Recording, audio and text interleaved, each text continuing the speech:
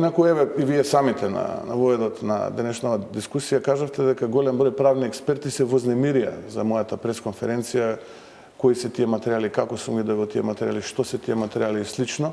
А истите тие правни експерти се сеќавате не на исто така голема афера во времето, големото уво, кога тогашниот прв човек на СДСМ, Бранко Црвенковски, кажуваше како некој му ги оставил пред врата.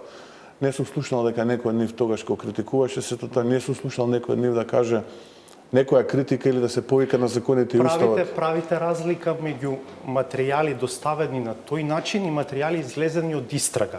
Бидејќи тоа е разликата во овој случај. Вие рековте дека поседувате материјали кои што се дел од истрага за еден предмет. Материјали кои што се доставени од свиркачи се материјали доставени од свиркачи. Дали тие се однесуваат на материјали кои што се добиени како исказ во предистрага, истрага или материјали кои што се добиени од нелегално поседувани материјали, за мене е буквално исто. А и пред законите тоа буквално исто. Така што материјалите не велат така.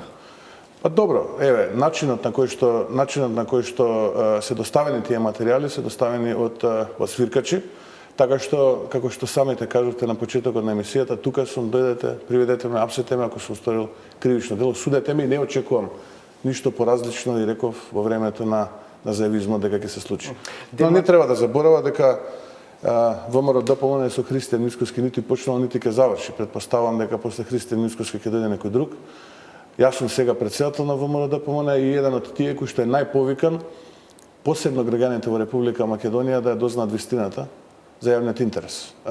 Вистината за јавниот интерес, јас до моментот додека гледам дека се води истрагата на начин на кој што се води и додека има минимум објективност, ќе молчиме. Но во првиот момент кога ќе видам дека јавниот интерес е загрозен и дека некој се обидува да штити политички мокници, тогаш ќе мора истите тие материјали да ги дадеме на увид на јавност.